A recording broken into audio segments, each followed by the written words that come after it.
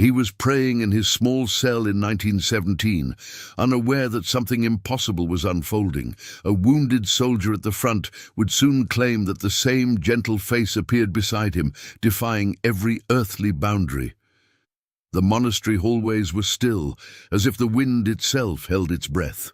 While the young friar knelt in silence, something unseen stirred around him, brushing the stone walls with a faint tremor. The air thickened abruptly, and later some monks recalled a strange glow seeping beneath the door. Yet in that moment, no one understood what was rising in that quiet room. Far away on the battlefield, a wounded soldier slipped toward unconsciousness. Blood pooled beneath him. Then he heard slow, calm footsteps approaching, nothing like the chaos surrounding him. When the soldier opened his eyes, he saw a gentle-eyed friar standing over him. His robe belonged to a monastery, not a battlefield, yet he appeared with a serenity that broke the surrounding terror. The friar did not speak. He simply placed a hand over the wound. A wave of warmth spread through the soldier's chest, silencing his fear and pushing back the darkness closing in. Back at the monastery, a monk opened the cell door to check on him, only to find the room empty. Moments earlier he had been inside, yet now not a trace remained. The monk panicked, insisting he had seen him there moments ago. Others confirmed no one had left the room. The silence that followed carried an unsettling question no one dared voice. The soldier felt strength returning to his body. His breathing steadied, the pain easing. The friar stepped back slowly, then dissolved into the dim air as though he had never walked the battlefield. At that same hour the cell door creaked, and the young friar stepped back inside. Dust clung to his robe. The monk watching him could not find a single word to explain what he had just seen. After the war, the recovered soldier could not forget the face that saved him. The gentle friar appeared in his dreams each night, stirring a quiet urgency he could no longer ignore. Months later, he heard the name of a distant monastery. Something within him jolted. He told others, his face is there, though he barely understood what truth he was approaching. He traveled toward the monastery with a tightening chest. If he truly saw that same face again, everything he believed about the world would shift forever. The monks greeted him cautiously, but their eyes widened when he explained his purpose. They too remembered the mysterious disappearance from the cell that same day.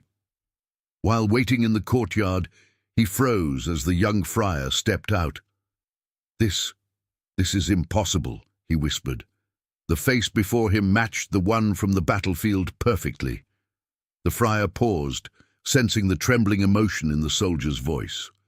"You were there," the man whispered tearfully. "You didn't leave me to die." Several monks overheard the exchange, one muttering, "The cell was empty that day." No door opened. His words deepened the tension that already clung to the courtyard air. The soldier examined the friar's hands. "It was the same touch," he murmured. "Warm, like light." The friar said nothing, a quiet mixture of awe and unease settling over his face. Finally, the soldier insisted he knew who saved him. Yet the friar replied softly, "I never left the monastery that day." That single sentence fell heavily on every heart present. Silence settled among the monks. No explanation fit what they had heard. Yet all sensed this was no ordinary meeting. Something else, something deeper, was quietly drawing near. Word of the soldier's testimony spread quickly. Some monks whispered, others prayed in silence. Everyone sensed that the events of that day carried a weight far beyond ordinary understanding. The next morning, senior friars summoned the young priest.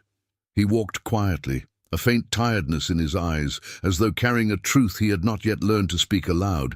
They questioned him repeatedly. "Were you on the battlefield?" Each time he answered gently, "I was in my cell." His calm denial only deepened the mystery surrounding him. One monk noted how swiftly the soldier's wound had healed, far faster than nature allowed. It felt as if an unseen force had breathed new life into his failing body. There was also a strange note in the monastery records, a faint glow leaking from the cell door. No one had opened it, yet the atmosphere within had undeniably shifted. The soldier remained for several days, each morning startled anew by the familiar face. He wondered whether this man was simply human or a help sent to him from somewhere higher. The young priest answered what he could, yet a deep humility shaped his expression. It was as if he himself could not fully comprehend what had unfolded through him. Some monks whispered the word bilocation, a rare grace described in mystical writings, yet facing it directly, seeing its marks in real life, left them shaken. Before leaving, the soldier looked at him one last time. "You saved me," he said. The friar lowered his head quietly. "If help came, I was only its shadow." Years later, the story still lingered in the region. No one ever fully explained it. Yet all agreed on one thing. In 1917, time had split for a moment, and one face had stood in two worlds at once.